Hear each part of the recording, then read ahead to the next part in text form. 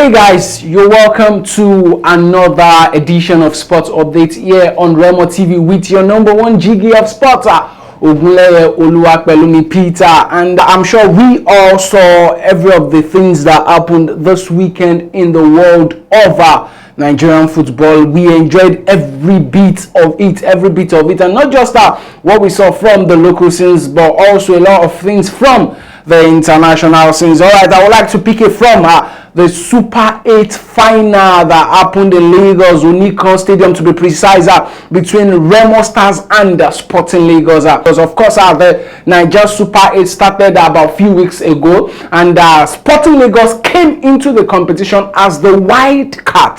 Yes, if you've been following the competition, you would understand better what the wild card means in this scenario. So Sporting Lagos came into the competition as the wild card, and well, a lot of people believed that Sporting Lagos were going to perform very well because they just gained qualification to the next season of the Nigerian Premier League. So we felt, okay, this would be like a little ginger for them to know and see what MPFL or the MPL, as it will be newly called, stands for. So we were not expecting them to get to the final, not to even talk of win the competition. But yesterday, surprisingly, Sporting Lagos defeated Remo Stars to be crowned the champion of the Maiden edition of the Naija Super 8, the pre-season tourney. Yes, it was a big atmosphere right there in Lagos. A big atmosphere, I must tell you. Well, a lot of people said controversy, maybe yes, maybe not. Because as they used to say, the referee's decision is the final. But I would tell you, we really have a lot of things. We really have a lot of jobs to do in the Nigerian Premier League. The referees need to sit down and see how they can work on decisions that could either make or mere a football game, not even such an important game like the final of the Naija Super 8. Well, Sporting Lagos scored, I think at the 53rd or the 54th minute of the game from Aliu Salawuddin, of course, after that wonderful header from the free kick cross out. And at the 87th or 86th minute of the game, Remo Stars equalized, but the goal rather was ruled offside. This brought about a lot of controversies. I tell you, a whole lot of controversies. Some people believe yes, it is truly an offside, but a whole lot of people believe no, that goal should have stood.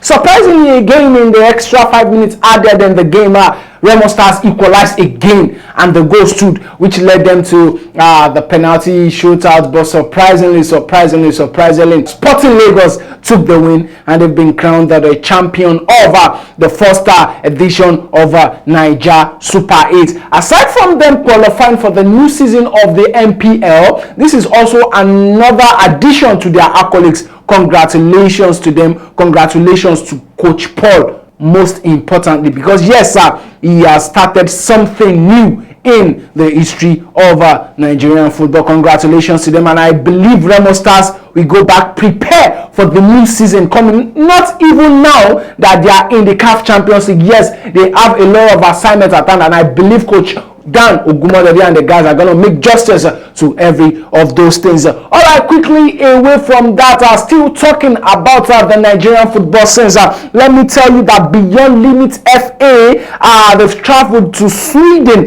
to participate in the Gochia Cup that will be starting today. This would be their second trip in the year 2023, after the first one that they went for in Florida, the MLS Nesta. This is to show us that Beyond Limits is one thing that a lot of teams in Nigeria should look out for.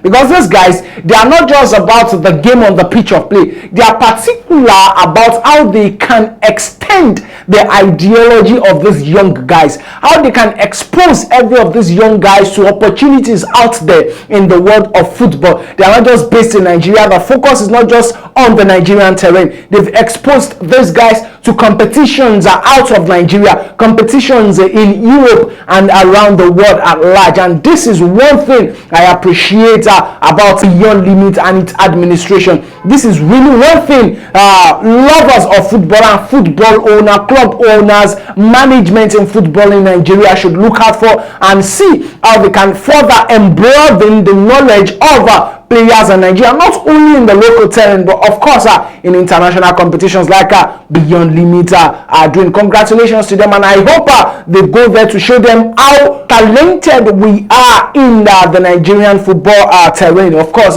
we are also talented. We play the game better than some teams in Europe, and I believe that is just what Beyond Limit will be going there to do and show the people out there. Once again, I wish them the best of luck. All right, let me digress a little bit from football. I also want to say a very big congratulations to Carlos Alcaraz after winning 2022 Gentleman's Single after defeating his compatriots. You know, one thing about Alcaraz is that this guy is young. I think he's in his 20s. And we've been seeing this guy for, I think, few years back now. Now, this is like a stamp to what this guy can do. This is like a credit to what he has to bring, and I am very, very sure he is going to do a lot in the world of tennis. Congratulations to him, and we really want to see more and more of his performances. And finally, on this edition of Sports Update, should I say yesterday or this morning, because you know the time zone is different, we saw Inter Miami present Lionel Messi and Sergio Busquets to its fans. It was really a memorable sight to behold. It was indeed a memorable sight to behold. You know, in the early hours of the transfer seasons, we saw Lionel Messi move to Inter Miami and also Sergio Busquets.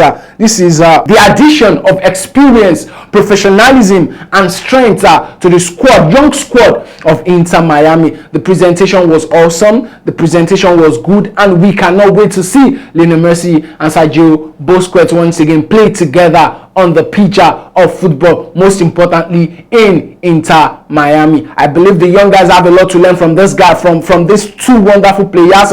Well, a lot of people have argued, why would Lionel Messi go to Inter Miami? I tell you, this guy has nothing to chase again in football. He has a World Cup, he has a UEFA Champions League. Yeah, what do you want to name that he doesn't have? He has everything. So he's just going out there to maybe enjoy himself, have fun, and see how he can further be with his family. In one of his interviews, he said one of the reasons he chose Inter Miami is because he wants to have more family time. Yes, it is good. He has won everything.